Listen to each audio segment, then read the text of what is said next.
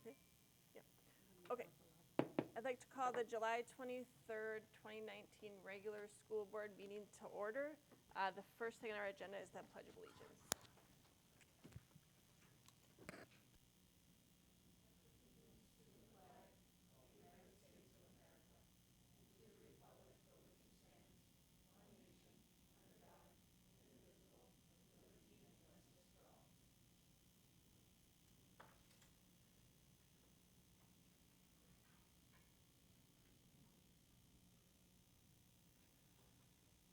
Okay, next we're looking to approve the agenda. Can I get a motion and a second to approve the agenda?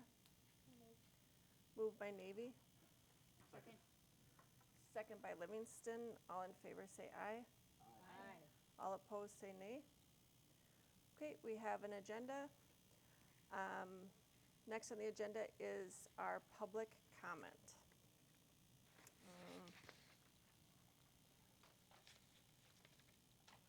Okay, the public comment is an opportunity for the public to comment on items. Speakers shall complete a registration card, state their name and address, and have between 2 and 4 minutes, depending on the number of speakers, to speak on a topic.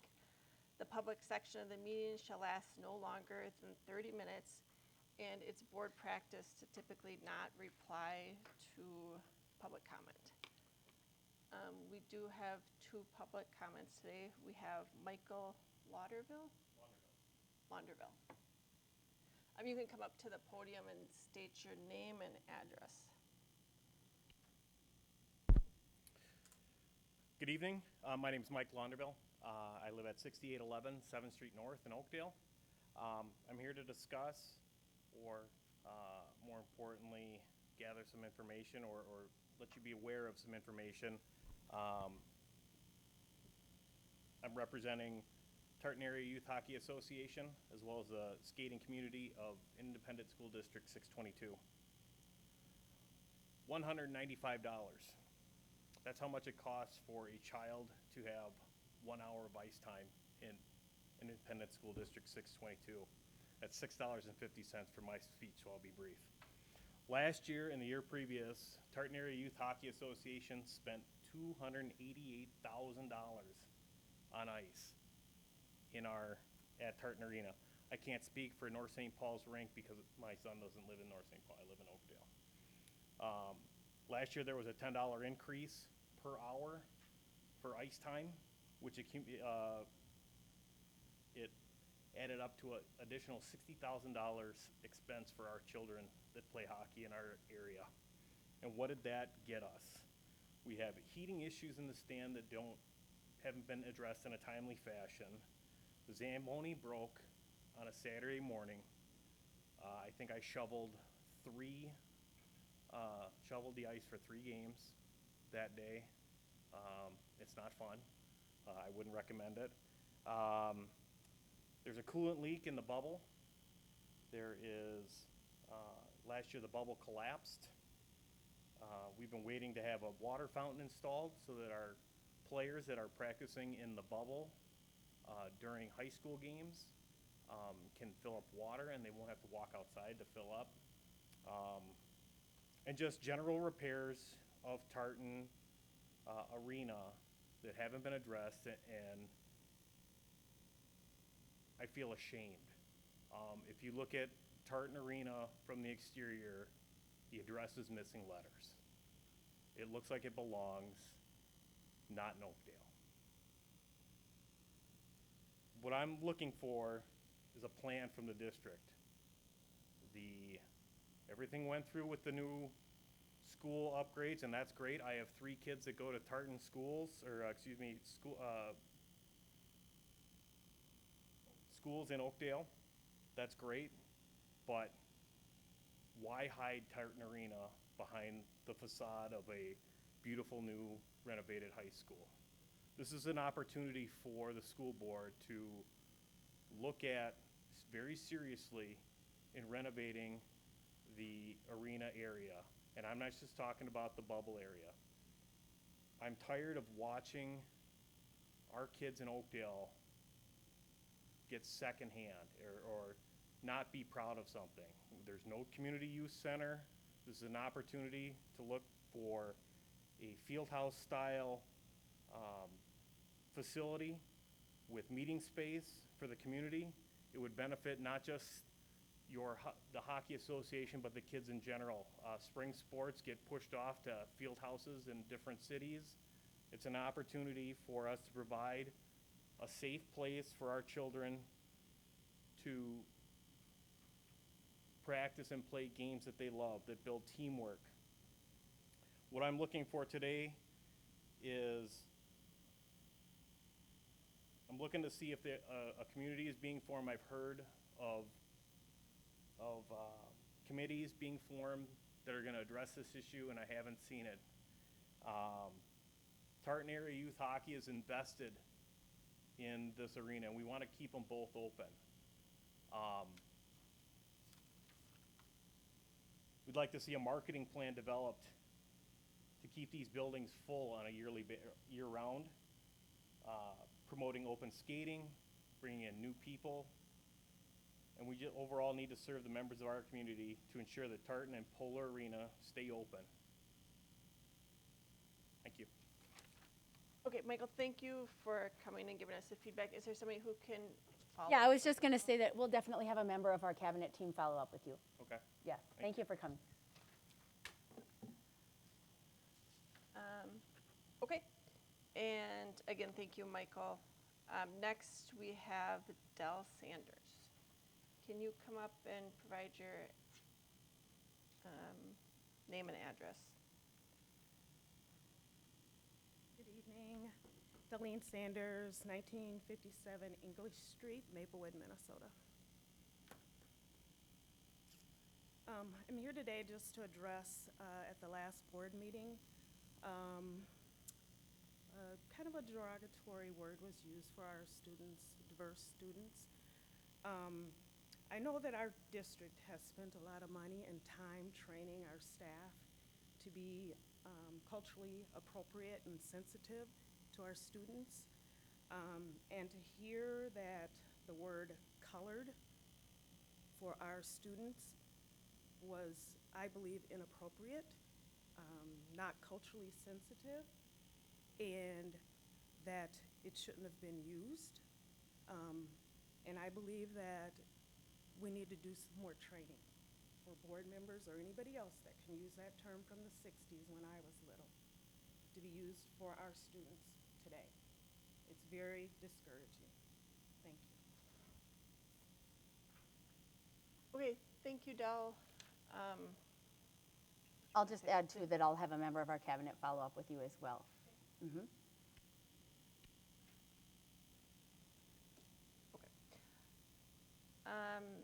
Next on the agenda is the consent agenda.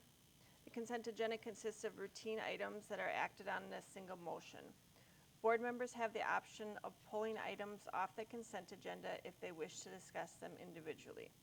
This afternoon's consent agenda includes A, minutes of the June 25th, 2019 reflection session, B, minutes of the June 25th, 2019 business meeting, C, routine personnel, D, bid awards, E, disbursements.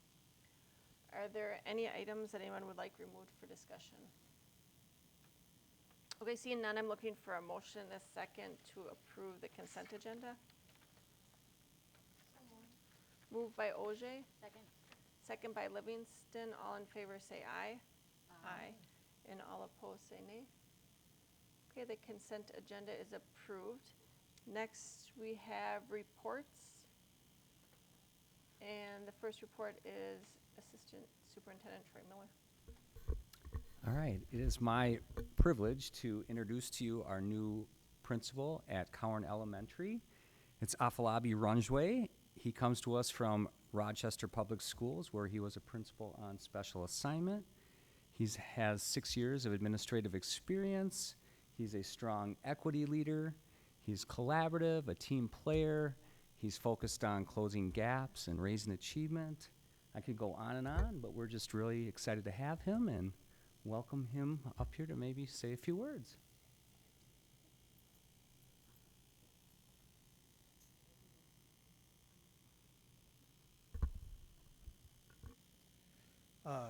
Good afternoon, Board Chair Yenner, board members, cabinet, Superintendent Osorio. Like Dr. Miller said, I worked in Rochester Public Schools the last 4 years as a principal on special assignment out of the Office of Elementary and Secondary Learning. It was a great experience.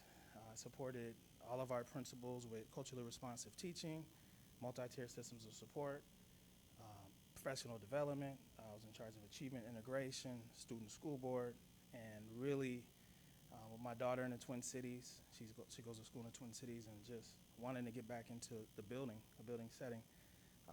I felt, really fortunate to come across the opportunity here in District 622, and I've been here 2.5 weeks, and there's been a lot of support put in place. Very collaborative colleagues at the elementary level. Staff are very warm, nice small learning community at Cowan. We have summer school, so I've got an opportunity to meet some of my teachers, some of the students, and I'm just very fortunate and honored to be a part of this district. And thanks for having me, and thanks for the introduction. Any questions? If I could just make one other quick comment. This was not Afalabi's only job offer this summer for building principal assignment. And so we were in competition with another district at the same time, and he chose us. We're so grateful that you did, because we know that you probably could have written your own ticket with your experience with PBIS and building systems, and we're just so grateful that you chose to come to us. And we know that you even had to wait a little bit for us to finish the process when you had another job offer already waiting on the table for you. So we're really grateful for that, and so excited to have you on our team. Thank you. And the wait was worth it. And yeah, a lot of innovative programs and things going on in this district, so it's an honor. Thank you. All right, thank you, welcome. Yep, and I also wanted to introduce our new principal at Richardson Elementary, Lisa Grunwald. Unfortunately, she can't be here tonight, but I still want to say a few words about her. She comes to us from St. Paul, where she was the principal at John A. Johnson Achievement Plus Elementary School. She comes to us with a wealth of experience, 30 years in the classroom and leadership positions. She has worked in rural, suburban, and urban school districts in that time, I think giving a really broad perspective. She too is very collaborative, focused on closing gaps, raising achievement. She has a strong background in literacy instruction. So she's been working too. Unfortunately, tonight she couldn't be here. We welcome her to the team as well. Okay, thanks, Troy. Next we have Superintendent Chuchi Osorio with facilities. Okay, we'll get this started here. Slideshow. Well, I have to tell you, first of all, you'll note that I have a slight name change. I have an additional last name. So for the record, I go by both, either, or, and. So as I keep telling people, I do have both last names, Tucci and Osorio. It's okay to still call me Christine Osorio or Christine Tucci or Osorio or just Christine. So want to clarify that. I'm very excited to be here tonight. I have to tell you, I'm still pinching myself that we actually passed this bond referendum and that we're so deep into this work already right now. One of the really exciting things is that we are still really deep in progressing with our Castle and Richardson projects, which we started before we even passed our bond referendum this spring. And we're finally starting to see the fruits of our labor. So I'd like to talk a little bit about that, but then also talk a little bit about the very first steps with some of the new funds that are coming in, and look at our broad timelines as well. So it's going to be our intent to give an update at every board meeting, just a short update so that the community can continue to see where we're going. But I'd like to kind of remind you of some of our commitments now and as we move forward with this project. Transparency and communication are priorities for us. We want to make sure that people know exactly where the funds are going. We want fiscal responsibility during construction. You've seen stories about other districts and other places where people and projects come in over budget, some planning issues and different things come in that actually allow people to not spend the money efficiently. We will not. Our goal is to not have that happen. Ways that sometimes money gets wasted is if you have too many change orders. If you don't have the right people at the table early on in the project, and then people get invited to the table later, and then all of a sudden, oh, wait a minute, you forgot to add this in, and now you got to change the orders and change the drawings. That adds delays. It also adds cost when you have to redraw things. Architectural drawings are not cheap. When you have bid cycles, it's different than when you're building in any industry where you don't have children. When you have to build around school children during the school day and during the school time that the classes are in session, you have prime building time. That includes summers and non-school days and evenings, weekends, holidays, whatever. And you really have to plan your construction timeline. And so there's really cyclical periods of the year where you do that. There's bid cycles in the construction industry for schools. If you miss the deadlines for those bid cycles, costs go up significantly. And so we want to make sure that we stay on track with our planning so that we don't miss those timelines for prime bid seasons. And that's really important. So we have to map things out not just for now, but for the year following and the year following. Schools, for example, that we're going to build new, like the new school at the Maplewood Middle School site and the Eagle Point, that are going to be built brand new without students in them, those can be built year-round because there won't be students in them. And those aren't as urgent for a bid cycle because we can work on them year-round. All the other buildings, kids are going to be in them, and we have to really, really thoughtfully work around that, or costs will go up. We want to make sure that we have support for staff who would be changing buildings, support for families who will be changing buildings. We want to make sure we have staff and community input during planning. And we want to maintain our 622 legacy and history. So we've already got some works underway to start collecting and archiving stories and photos and the legacy, and also making sure that people who are going to be part of those future changes are going to have a say in where they're going to go next and how they're going to have a voice in the process. I want to talk a little bit about the two projects that got started earliest, Castle Elementary and Richardson.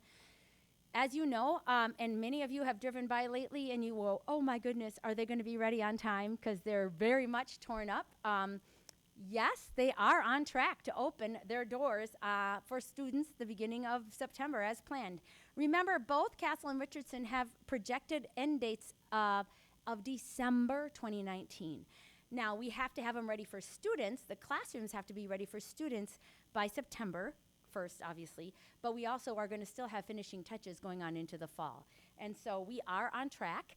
I know there's a lot of worries because there's a lot of bulldozing and still construction work happening. But let me show you a little bit of what's still underway with Castle. We're still working on installing windows. Drywall is going up. Bathroom tiling.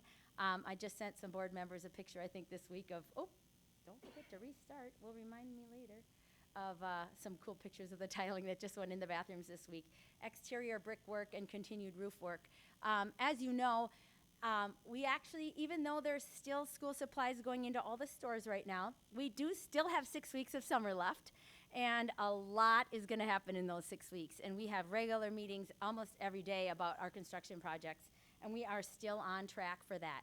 Now, we are going to have some workarounds with our Welcome Back Week for staff. There's going to be some meetings off-site for some of our teachers, but we are on track still to get our teachers into their classrooms, to get their classrooms set up. And we're still working on our plans for getting our students in on time. So here's a look at Richardson. Again, projected finish date is December 2019. An interesting fact about Richardson is Richardson's actually going to change addresses. Remember, the front door is actually moving to the other side of the building. Here's some of the pieces that are going on right now at Richardson. The roofing is going in on the additions. The windows are being installed. Exterior brickwork, bathroom tiling. The bus loop has been, the groundwork is being laid for that. The asphalt hasn't gone in yet, but it's been mapped out for that. Graded, I guess, maybe. Sod for the playground is being organized right now, and the framing wall work on the interior. Again, it is also on track.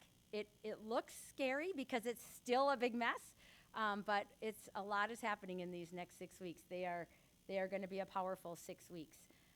We're pretty excited about all that's happening. We do have a lot of conversations right now. Communication is going out to all staff and families at those two sites because there's a lot of questions buzzing. Are they going to be ready? Are they going to be ready? As well as a communication is being planned to all the neighbors of the neighborhood of those two schools as well. And then, of course, our website and broader community as well. You may have also heard that we recently hired Jenna Peters, the Richardson principal, to be an oversight person for us overseeing communications and planning with all of our construction for the next few years. And that's going to be really critically important. She's been phenomenal already in pulling together communications and planning and how to even get the communication out to different school sites, community groups, and such. She's even organizing right now community plans for the school sites where staff are going to eventually be displaced so that they can have voice and where their places in this conversation are going to be, as well as for families. The two sites, as you might recall, this is our timeline that you saw last spring. This past year, obviously, was our planning, stakeholder input, and the facilities bond, architectural drawings. I told you Carver and John Glenn were going to be the first two to get planned. The two new elementary schools in Skyview Middle will be the next ones that will be done. The boundary study is going to continue over the next couple of years, and the elementary and middle sites will be done. Fall of '22 is the goal, that we would have the elementaries and middles ready to go, and the new boundaries would be taken into effect. And then high school construction would happen after that. Right now, we are deep in the work for John Glenn Planning and Carver. This is a conceptual look at Carver, and for our board members, you're going to get a deeper dive into all of this at our work session in August. Obviously, those are open to the public as well. Obviously, our guidelines are looking at safety and security, flexible area, and healthy environment. So there's a couple of conceptual drawings.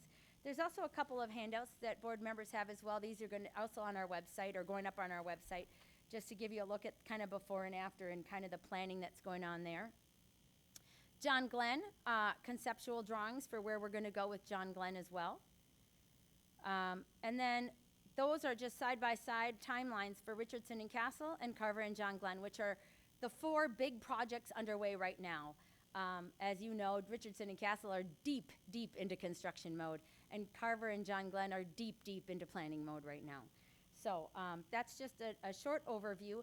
You'll get a much deeper dive at our our work study session in August with many more pictures, drawings, and conversations there as well. And our Welcome Back Week, we're going to have a huge community-wide blast of information on timelines and conceptual drawings and where all people are going to be involved in different points in the planning process. So with that, I open it up to comments and questions. Yes.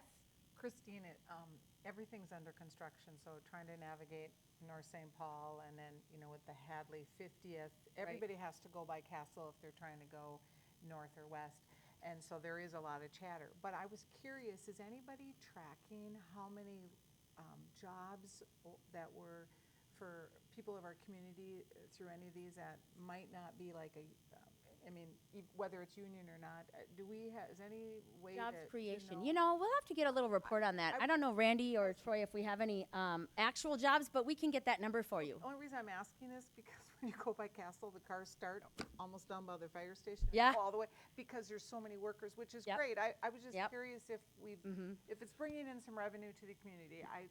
Just overall. Right now, we have 100 workers at the Castle job site. Well, that would account for all those cars. Right. And I'll tell you one thing, too, just to add to our communication plan. One of our goals is to have one of these plexiglass, like you see where that fire drill sign is right there, that you can insert paper into at the entrance of every school that's got now or future construction at the entrance that says, here's what's happening for this site now and in the future, and a QR code.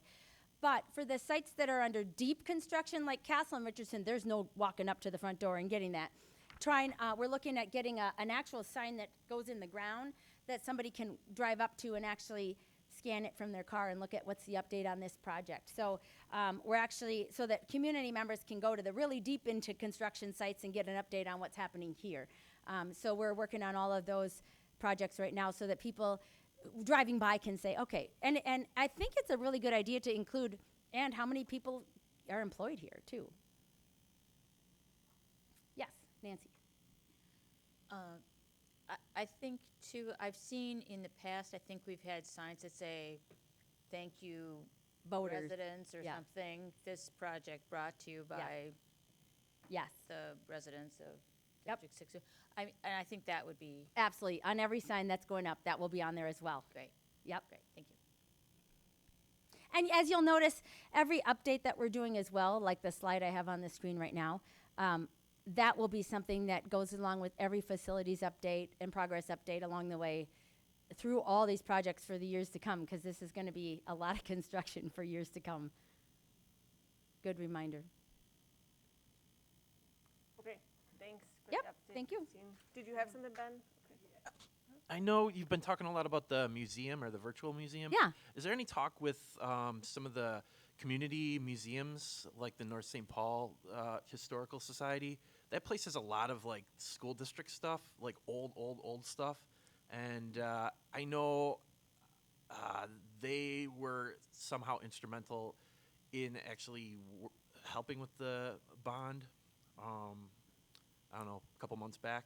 But I don't know if there's a way to hook up with those guys. I think they could really help out. Great historical. suggestion. Not yet there isn't, but that's a great suggestion. All right. We'll make sure we do that. Josh, did you want to add to that? Oh, okay. Okay, All right, thanks thank again, you. Christine. Yeah. Okay, next on the agenda, we have action items from the business office.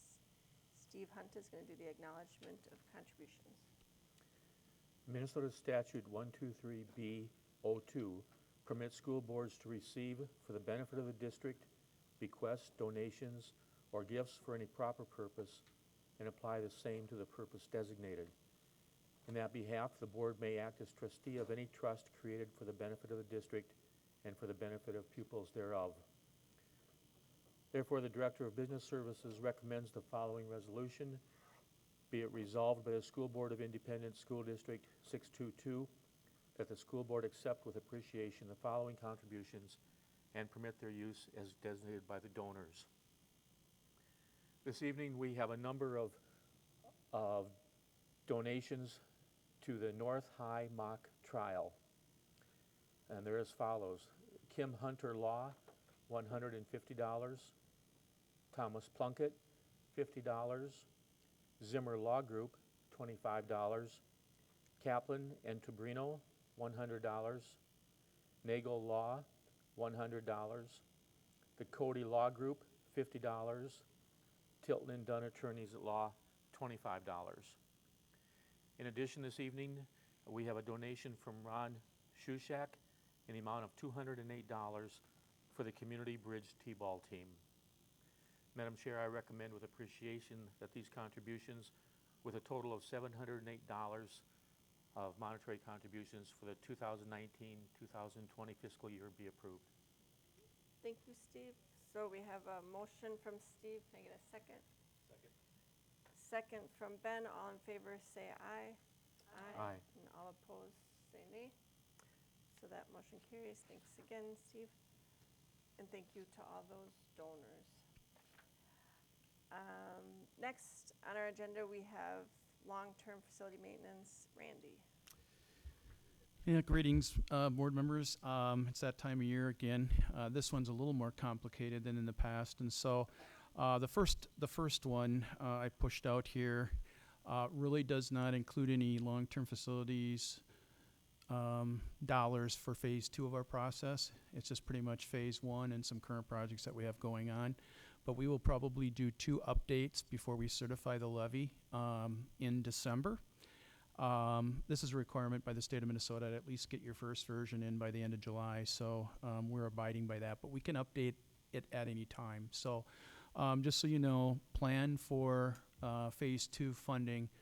We will be doing a resolution approving the sale of bonds at our August meeting, and then the sale will either be at the September meeting or the October meeting, just to let you know.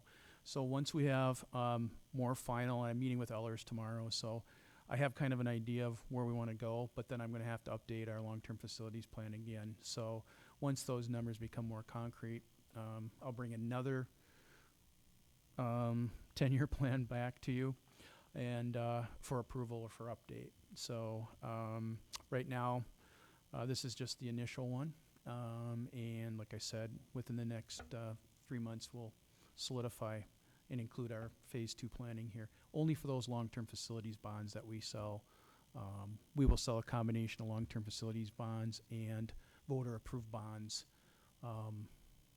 in September or October. So anything we do with the long-term facilities bonds or pay-as-you-go will have to be included in an updated 10-year plan, which we'll do. So with that, I'll take. Randy, just want to clarify, so we, as a board, have to approve both the dollar amount and the projects once MDE has approved the projects. Is that correct? Yeah, so as we move forward, you know, we've already approved a review and comment overall. So we'll get more specific with these projects as we move forward, kind of like what we did for Castle and Richardson. And so as we move forward with the Carver and the John Glenn, Skyview, and the two new elementary schools, you know, we'll have more firm numbers. And when we go out for bonding here, it'll cover the amounts of money that we need to do phase 2 in our plan. Included in that in long-term facilities maintenance will be that part of long-term facilities maintenance that we will use. Yeah. So we don't do just dollars and then projects. It's all listed as one with dollar amounts. Yep. Yep. Okay, thanks, Randy. I will read the resolution. A resolution for approving the long-term facilities maintenance LTFM 10-year plan. Be it resolved by the School Board of Independent School District number 622 that the school board approve the district's updated long-term facility maintenance 10-year plan as presented. I need a motion and a second for approval. Moved by Hunt.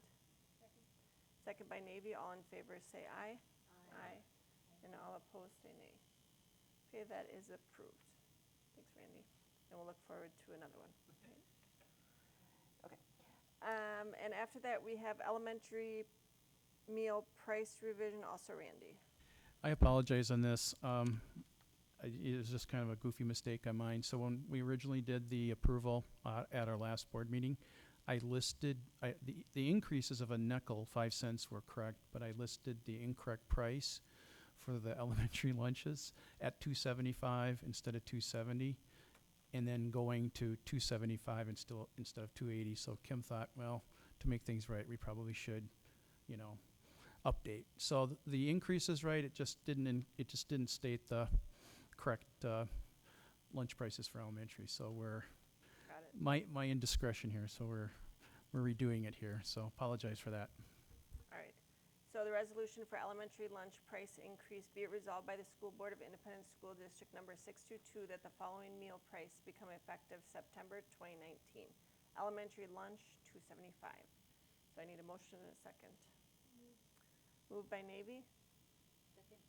Second by Livingston. All in favor say aye. Aye. And all opposed say nay. So that is approved, and thank you again, Randy, for that. Next on the agenda, we have Assistant Superintendent Troy Miller with revision of Policy 709, Student Transportation Safety. Yep, so again, just bringing this forward tonight, looking for action on this as we've brought this to your attention at our study session and our last meeting, just trying to be, in summary, more aligned with our transportation safety policy, to be more aligned with our procedures in our buildings and working with our drivers and building in more of the restorative practices pieces. So I can answer any questions that you have at this time, but just looking for your approval so we can move this forward, get things in place for next year.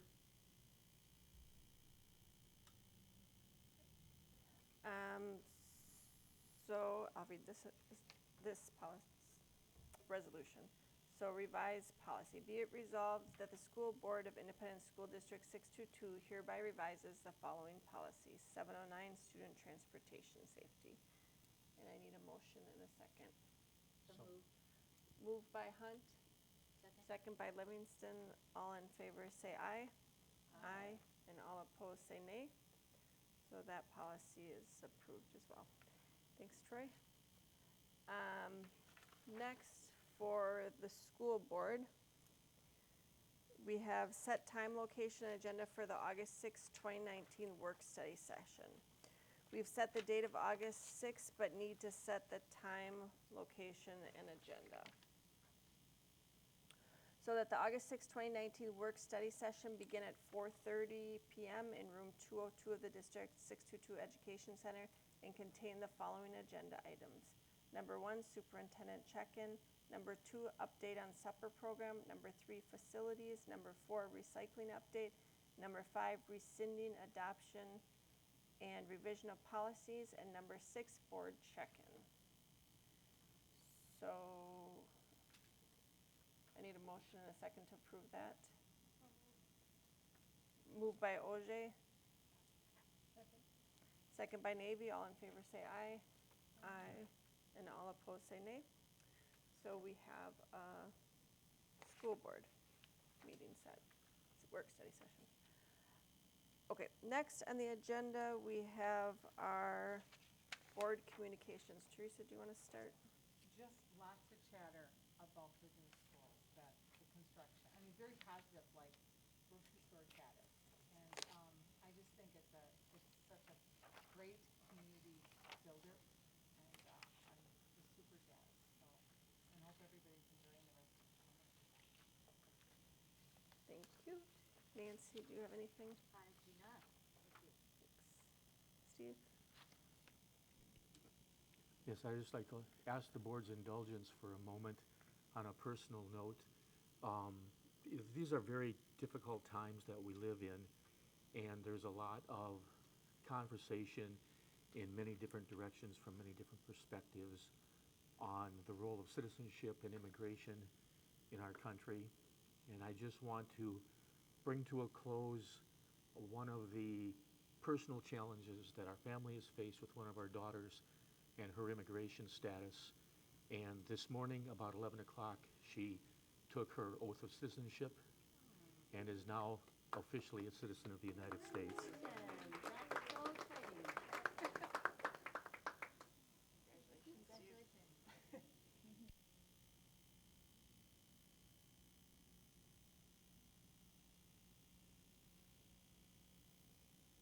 I just really quick did want to address a public comment about an inappropriate word choice, and I do appreciate the issue being raised, and I do know that the word choice was, I also agree, was inappropriate, and I believe it was dated, but that there was no malintent, and I think it is worth considering as a board that we continue, as a learning organization, to continue our professional development efforts and to, be careful moving forward. So I just want to let you know that, and I appreciate the comment.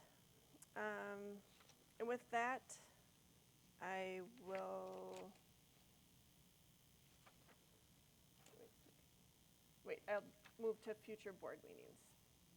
So the future board meetings, we have our August 6th, 2019 work study session, and August 20th, 2019 business meeting at 6 p.m. in the boardroom. And if there's nothing else, I will adjourn the meeting. Can I get a motion and a second to adjourn? Okay, moved by Navy. Second by Jarman. All in favor say aye. Aye. And all opposed say nay. Meeting is adjourned.